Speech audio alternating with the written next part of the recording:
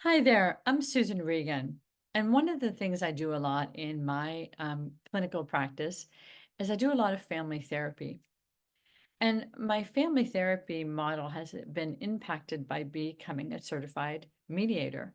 It's actually really helped it a lot because I'm able to handle high conflict and creating a container for families that need to have a container around disagreements and also a container to help them grow and change, develop more coping mechanisms or communication skills or understanding about why certain family members don't get along or interpretations of a childhood or families being together during certain stages of life that seem to be currently causing a lot of tension and trauma. So I also am family systems trained. That was my initial training as a therapist, is to be a family systems therapist. And one of the things I love about that model is that we all operate in a system and that we sometimes get these roles in systems that we didn't sign up for and these positions. And when kids, it's very typical for when kids like launch off from their homes, they start becoming more of who they are. And that period of launch off, like, late teens, mid to late teens, can be very challenging for parents and the launching off teen because um, teens are really becoming their own people and they're having a lot of opinions about how their family was and who their parents were, which helps them identify their own identity. So, so typically when there is this individuation process in families and going forward, that people notice that when they go back, like let's say they come back from college or they've moved away and they come back for a vacation or a holiday, they might, and you might be able to resonate with this too, just fall back into the same rules, roles, way of talking, way of feeling when they're with their family.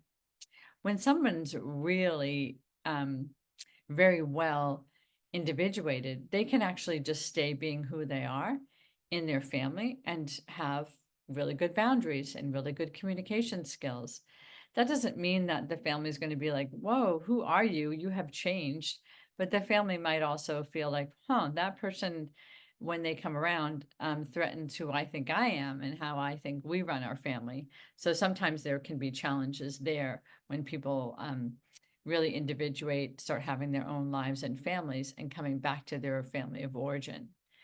It's not unusual that I have people reach out to me to see if I can help them do a form of family therapy and mediation so that they can work through some of the patterns that have developed in the family that makes it impossible for them to get together as a family.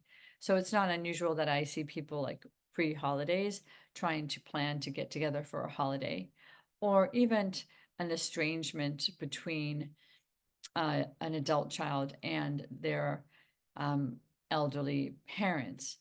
That the elderly parent is so hurt and grieving that the adult child is no longer connecting with them and they feel a huge sense of loss.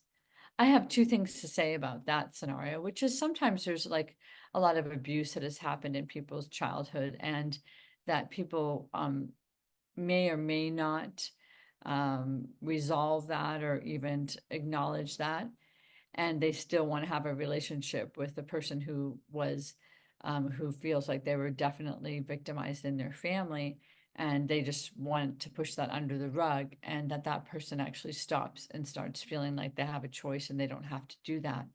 So sometimes I don't have a lot of success with those kinds of scenarios.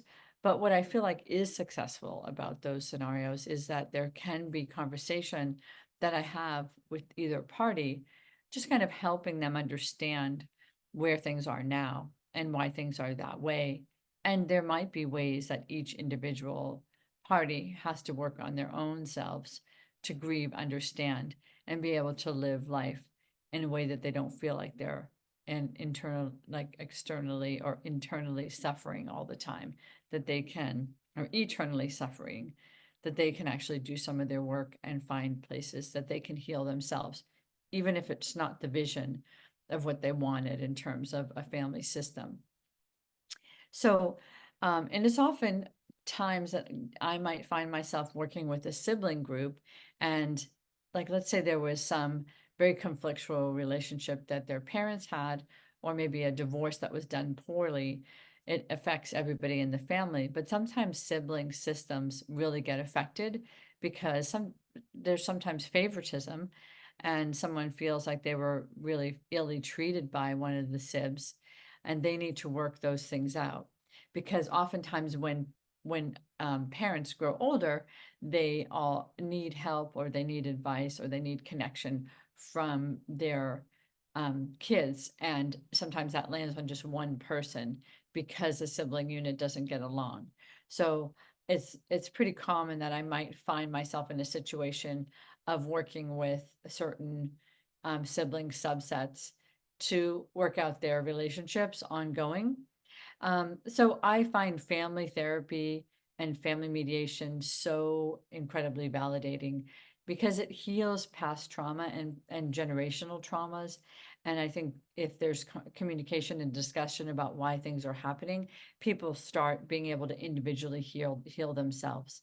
So if you have any questions about a family mediation that you might be interested in, or a scenario that you're struggling in with your family, don't hesitate to reach out and let me just give you some of my thinking about that. Maybe it will be helpful.